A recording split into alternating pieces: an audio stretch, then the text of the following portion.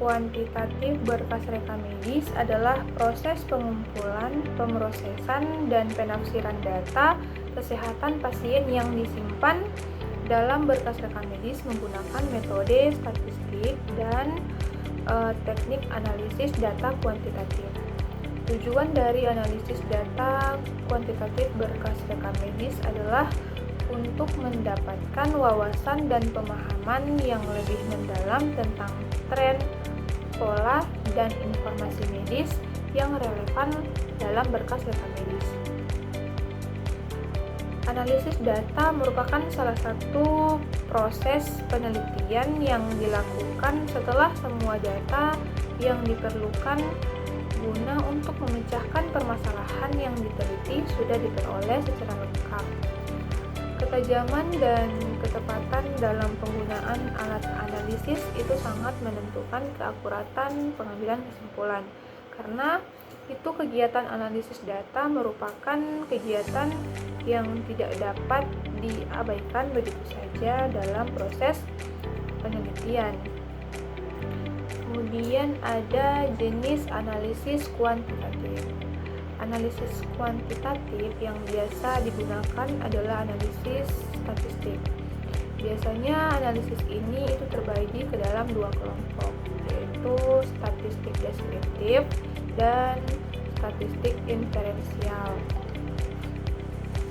Kalau dalam statistik deskriptif itu adalah statistik yang digunakan untuk menganalisis data dengan cara mendeskripsikan atau menggambarkan data yang telah terkumpul sebagaimana adanya tanpa bermaksud membuat kesimpulan yang berlaku untuk umum atau generalisasi.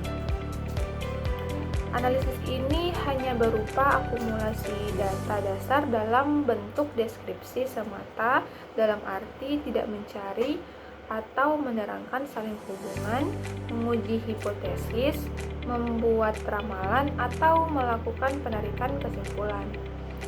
Yang kedua itu statistik inferensial. Nah, kalau dalam statistik deskriptif itu hanya bersifat memaparkan data, maka dalam statistik inferensial itu sudah ada upaya untuk mengadakan penarikan kesimpulan dan membuat keputusan berdasarkan analisis yang telah dilakukan. Biasanya analisis ini mengambil sampel tertentu dari sebuah populasi yang jumlahnya banyak dan dari hasil analisis terhadap sampel tersebut digeneralisasikan terhadap populasi. Kemudian ada waktu untuk pelaksanaan analisis kuantitatif itu sendiri ada terbagi menjadi dua. Yang pertama konsulen analisis. Jadi konsulen analisis itu analisis yang dilakukan bersamaan dengan saat pelayanan pasien terkait sedang berjalan. Nah, cara ini itu untuk memudahkan koreksi dan akan mengurangi salah tafsir di kemudian hari.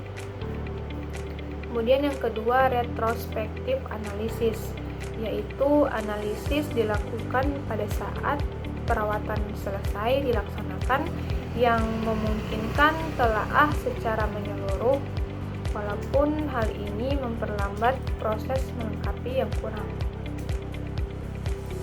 Kemudian ada komponen dari analisis kuantitatif. Itu yang pertama ada review identifikasi pasien.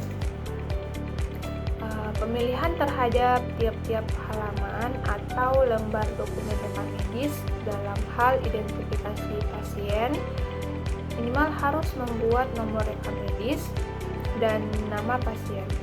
Bila terdapat lembaran tanpa identitas, maka harus dilakukan review untuk menentukan kepemilikan formulir rekam medis tersebut. Kemudian yang kedua itu review pelaporan yang penting. Dalam analisis kuantitatif itu bukti rekaman yang dapat dipertanggungjawabkan secara lengkap, yaitu adanya data atau info kunjungan yang memuat alasan, keluhan pasien kalau ada, kemudian riwayat pemeriksaan, data tambahan berupa lab, kemudian USG, EKG, EMG, diagnosis atau kondisi, rujukan kalau ada, kemudian lembaran tertentu, kadang ada tergantung kasus. Yang ketiga itu review autentikasi. Jadi rekam kesehatan dikatakan memiliki keabsahan bila mana tenaga kesehatan yang memeriksa pasien atau surat persetujuan yang diberikan pasien atau wali dalam rekam kesehatan diakhiri dengan membubuhkan tanda tangan.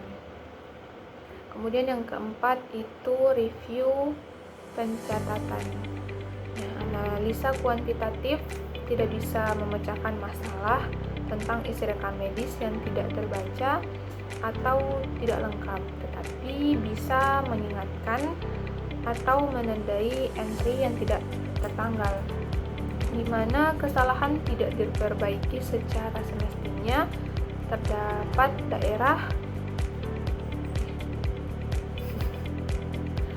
dengan demikian pengetahuan dan pemahaman tentang berbagai teknik analisis mutlak diperlukan bagi seorang peneliti agar hasil penelitiannya itu mampu memberikan kontribusi yang berarti bagi pemecahan masalah, sekaligus hasil tersebut dapat dipertanggungjawabkan secara ilmiah. Kemudian instrumen analisis berkas rekam medis. Analisis kuantitatif berkas rekam medis adalah proses pengumpulan dan penilaian data numerik dari catatan medis pasien untuk tujuan penelitian, manajemen data atau evaluasi kualitas layanan kesehatan. Ada beberapa instrumen atau metode yang umumnya digunakan dalam analisis kuantitatif berkas rekam medis. Yang pertama, pengumpulan data. Itu ada checklist, itu mencatat informasi tentang diagnosis, tindakan medis, obat-obatan, dan hasil tes pasien. Kemudian yang kedua, skala penilaian. Nah, untuk skala itu menggunakan skala numerik untuk menilai tingkat keparahan gejala atau kondisi pasien. Yang ketiga, data demografi. Mencatat data demografi seperti usia, jenis kelamin, etnis, dan faktor-faktor lain yang relevan. Yang kedua itu coding dan klasifikasi. Yang pertama, kode diagnosis dan prosedur. Itu menggunakan kode internasional seperti ICD-10, itu International Classification of Disease. Itu untuk mengklasifikasikan diagnosis dan tindakan medis. Kemudian yang kedua, kode obat. Nah, untuk kode obat itu menggunakan kode seperti NDC atau National Drug Code untuk mengidentifikasi obat-obatan yang digunakan. Kemudian yang ketiga ada kode laboratorium. Untuk kode laboratorium itu menggunakan kode untuk hasil tes laboratorium seperti Loinis atau Logical Observation Identifiers Names and Codes.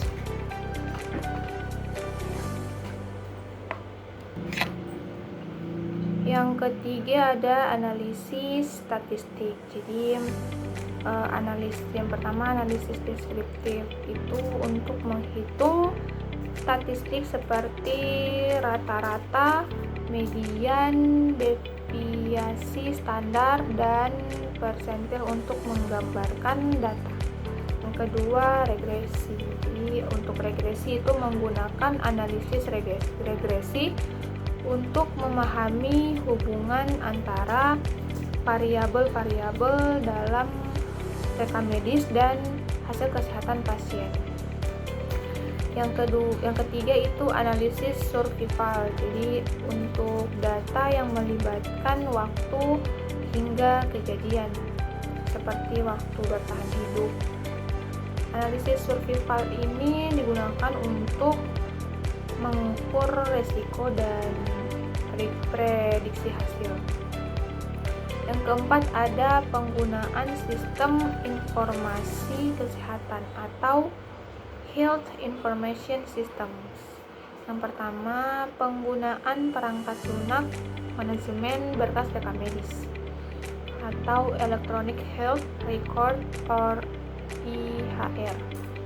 Itu untuk mengumpulkan dan menganalisis data. Yang kedua, sistem manajemen data kesehatan yang terintegrasi untuk memudahkan pencarian dan analisis data. Kemudian yang kelima itu ada evaluasi kualitas perawatan.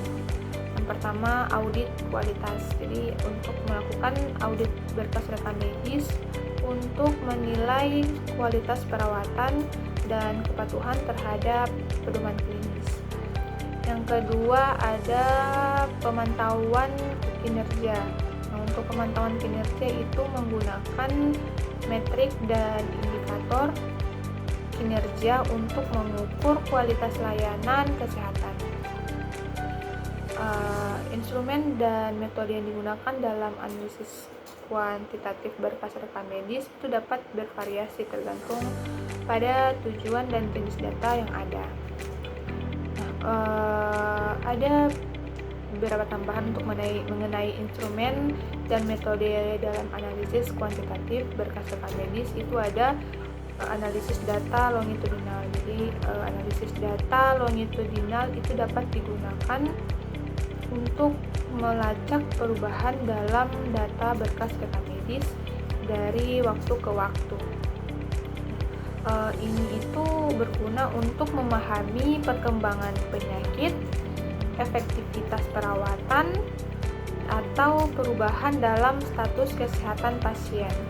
Kemudian yang ketujuh itu ada alat analisis statistik.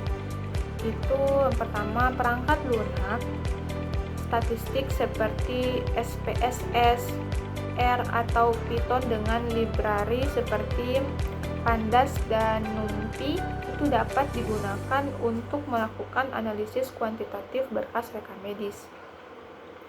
Yang kedua, analisis regresi logistik umum digunakan untuk memodelkan faktor risiko dan prediksi kejadian seperti mortalitas atau rehospitalisasi. Kemudian ada analisis big data. Jadi untuk analisis big data, analisis kuantitatif berkas rekam medis pada tingkat besar dapat melibatkan big data dan teknik analisis data besar seperti Apache, Hadoop atau Spark. Kemudian ada metode machine learning. Itu machine learning ini dapat digunakan untuk mengidentifikasi pola atau tren dalam data berkas rekam medis, membuat prediksi diagnosis atau menganalisis hasil pasien. Algoritma machine learning seperti random forest, neural networks, dan support vector machines itu dapat digunakan dalam hal ini. Kemudian ada penelitian klinis. Jadi dalam konteks penelitian klinis, analisis kuantitatif berkas rekam medis itu dapat digunakan untuk mengidentifikasi sampel pasien, mengukur hasil, dan memvalidasi temuan penelitian. Selanjutnya ada validasi data. Penting untuk memastikan integritas dan kualitas data berkas rekam medis. Ini melibatkan pemeriksaan data untuk kesalahan, duplikasi, atau ketidaksesuaian, serta memastikan keakuratan kode dan klasifikasi. Kemudian ada pelaporan hasil. Jadi hasil dari analisis kuantitatif berkas rekam medis itu harus disajikan dalam bentuk laporan yang jelas dan informatif. yang dapat digunakan oleh profesional kesehatan atau peneliti untuk membuat keputusan yang relevan. Kemudian ada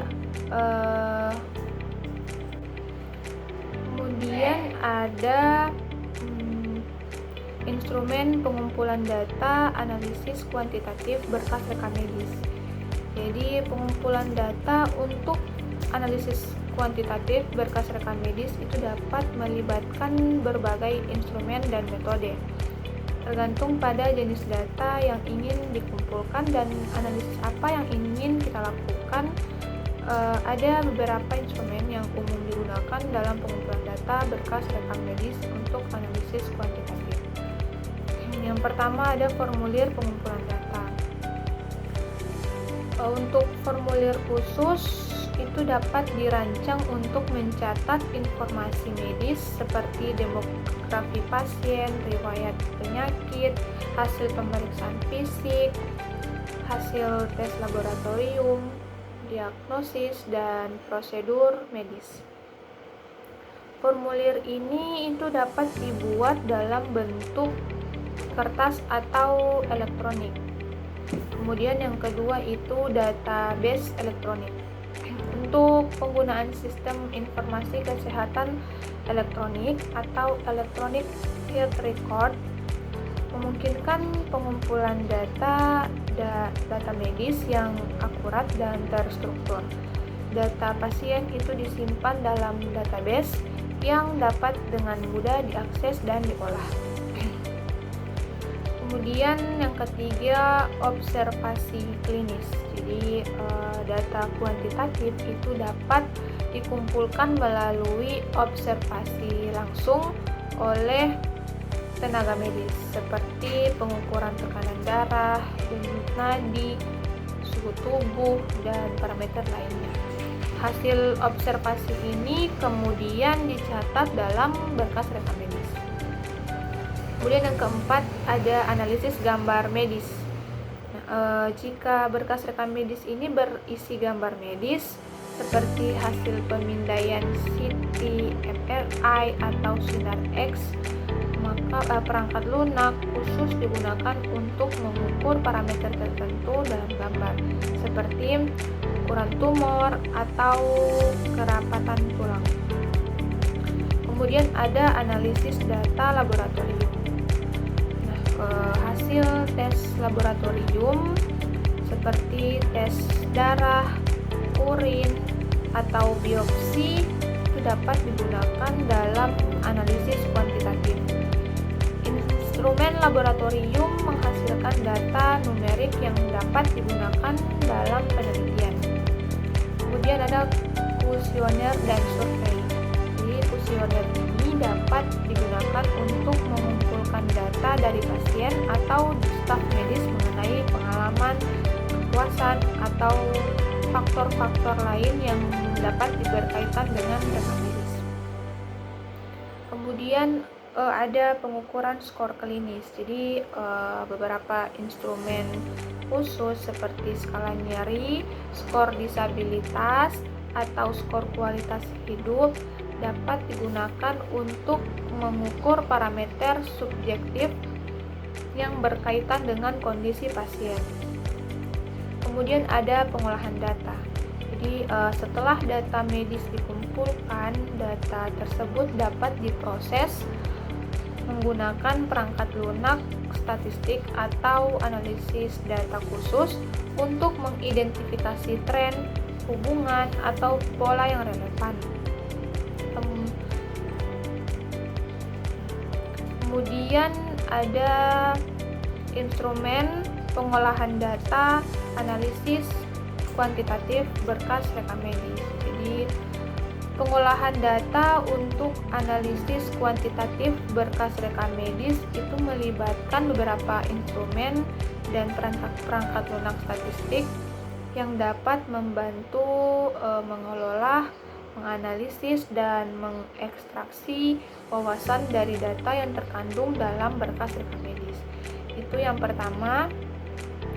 ada perangkat lunak statistik. Jadi perangkat lunak statistik seperti SPSS atau Statistical Package for the Social Sciences, ada SAS atau Statistical Analysis System, kemudian ada R atau Stata, itu dapat digunakan untuk melakukan analisis statistik yang lebih lanjut seperti uji hipotesis, regresi, analisis varians, dan sebagainya.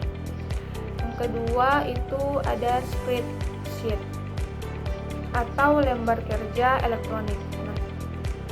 Program seperti Microsoft Excel atau Google Sheet itu dapat digunakan untuk mengatur data, melakukan perhitungan dasar, dan membuat grafik atau tabel ringkasan. Yang ketiga ada perangkat lunak basis data. Basis data relasional seperti MySQL, Microsoft SQL Server, atau PostgreSQL digunakan untuk menyimpan data medis dalam database terstruktur. Ini memudahkan pengambilan data yang lebih kompleks. Kemudian yang keempat ada perangkat lunak khusus rekam medis elektronik. Jika data medis disimpan dalam EHR, perangkat lunak tersebut sering dilengkapi dengan analisis internal yang dapat membantu dalam ekstraksi dan analisis data. Kemudian ada Python atau R. Jadi bahasa pemrograman seperti Python dan R itu memiliki pustaka statistik yang kuat dan sering digunakan dalam analisis data medis untuk melakukan analisis custom dan pengolahan data yang lebih lanjut. Kemudian ada perangkat lunak untuk visualisasi data. Perangkat lunak seperti Tableau, Power BI, atau perpustakaan Python seperti Matplotlib dan Seaborn itu digunakan untuk membuat visualisasi data yang jelas dan informatif seperti grafik batang, dan heatmaps. Kemudian ada perangkat lunak analisis gambar medis. Jika kita bekerja dengan gambar medis, perangkat lunak seperti Images atau Dicom with Viewer itu dapat digunakan untuk mengukur, menganalisis, dan memvisualisasikan data gambar medis. Kemudian ada analisis data besar. Jadi jika kita memiliki volume data besar, alat dan platform seperti Apache Hadoop dan Apache Spark itu dapat membantu dalam pengolahan data besar dalam rekam medis. Kemudian ada instrumen penyajian data, analisis kuantitatif berkas rekam medis. Penyajian data hasil analisis kuantitatif dari berkas rekam medis adalah langkah penting untuk memahamkan temuan dan hasil penelitian kepada pemangku kepentingan termasuk tim medis, peneliti, dan kebijakan kesehatan. Itu yang pertama ada grafik dan diagram. Grafik dan diagram seperti grafik batang, grafik garis, dan grafik lingkaran. Nah, ini dapat digunakan untuk memvisualisasikan data kuantitatif dengan jelas. Ini membantu dalam menunjukkan tren, perbandingan, dan hubungan dalam data. Kemudian yang kedua itu ada tabel ringkasan. Jadi tabel ringkasan berisi statistik deskriptif seperti rata, kemudian median, deviasi standar, dan persentil. Nah, tabel ini memberikan gambaran singkat tentang distribusi data. Yang ketiga itu ada heat map. Jadi heat map ini adalah alat yang berguna untuk menunjukkan korelasi antara berbagai variabel dalam data medis. Jadi ini dapat digunakan untuk mengidentifikasi pola yang mungkin tidak terlihat dalam tabel angka. Kemudian yang keempat ada diagram peta panas atau tree maps. Jadi diagram peta panas itu digunakan untuk membandingkan proporsi berbagai kelompok atau kategori dalam data. Ini bisa berguna untuk menunjukkan bagaimana berbagai variabel berkontribusi pada hasil tertentu. Kemudian yang kelima itu grafik box plot. Jadi grafik box plot atau diagram kotak adalah cara yang baik untuk menunjukkan distribusi data termasuk outlier atau data ekstrim dan kuartil. Hal ini membantu dalam memahami sebaran data.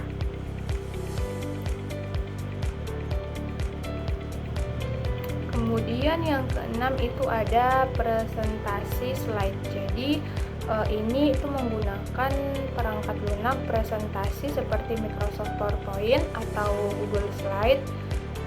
Anda dapat membuat slide yang menjelaskan temuan utama dari analisis Anda. Jadi ini berguna untuk penyajian kepada audiens dalam pertemuan atau konferensi. Kemudian yang ketujuh, dashboard bisnis.